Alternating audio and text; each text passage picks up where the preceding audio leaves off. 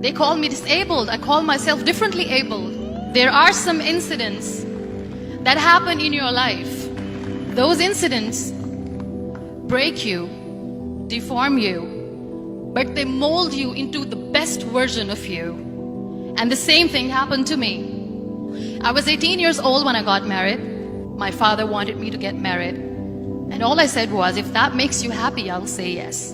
And of course, it was never a happy marriage. Just about after 2 years of getting married, I met a car accident.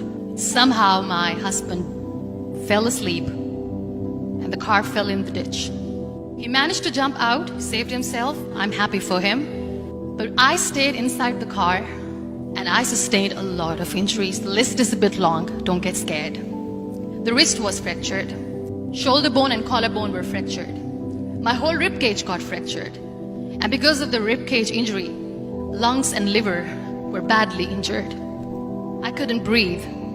I lost urine and bowel control. That's why I have to wear the bag wherever I go. 3 vertebrae of my backbone were completely crushed, and I got paralyzed for the rest of my life. I finally ended up in a hospital where I stayed for 2.5 months. I underwent multiple surgeries.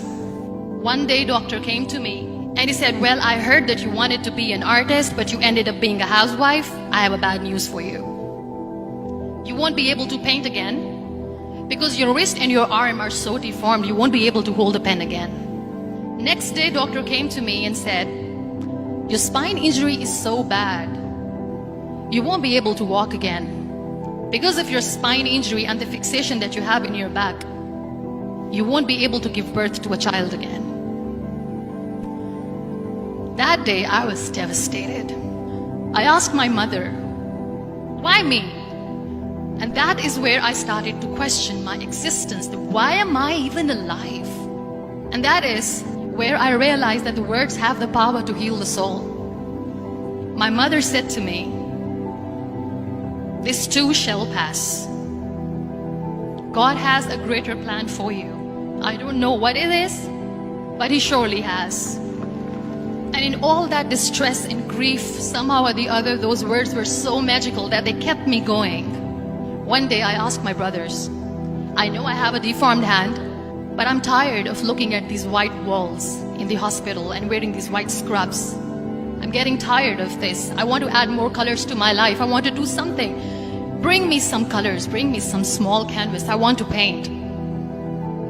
So the very first painting I made was on my deathbed, where I painted for the very first time.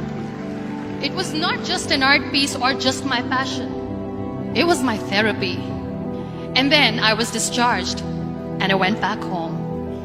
And I went back home and I realized that I have developed a lot of pressure ulcers on my back and on my hip bone. I was unable to sit. There were a lot of infections in my body, a lot of allergies. So doctors wanted me to lie down on the bed straight for not 6 months, for not 1 year, for 2 years.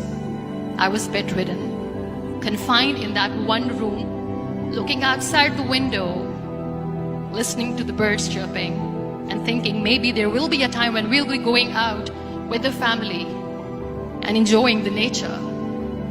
That was the time where I realized how lucky people are. That is the time where I realized that the day I'm going to sit, I'm going to share this pain with everyone to make them realize how blessed they are, and they don't even consider them lucky. That day I decided that I'm going to fight my fears. We all have fears. Fear of unknown, fear of losing people, fear of losing health, money.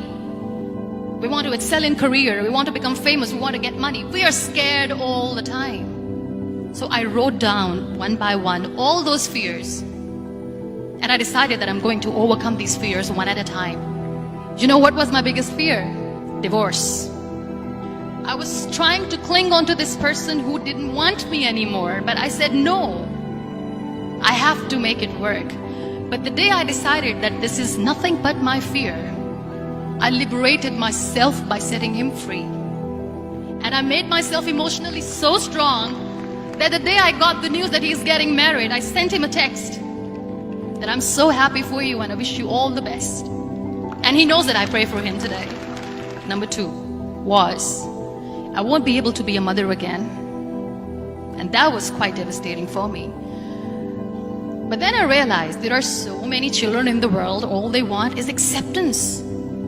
So there is no point of crying, just go and adopt one. And that's what I did. People think that they will not be accepted by the people because we, in the world of perfect people, are imperfects. So I decided that instead of starting an NGO for disability awareness, which I know will not help anyone, I started to appear more in public. I started to paint. I decided that I'm going to join the national TV of Pakistan as an anchor person. And I've been doing a lot of shows for the last 3 years. I became the National Goodwill Ambassador for UN Women Pakistan, and now I speak for the rights of women, children. We talk about inclusion, diversity, gender equality, which is a must. Every time I go in public, I always smile. It's always a big toothy smile on my face, and people ask me, don't you get tired of smiling all the time? What's the secret? I always say one thing, that I have stopped worrying about the things that I have lost, the people that I have lost. Things and people who were meant to be with me are with me. And sometimes, somebody's absence makes you a better person. Cherish their absence. It's always a blessing in disguise. Live your life fully. Accept yourself the way you are. Be kind to yourself. Be kind to yourself. I'll repeat, be kind to yourself.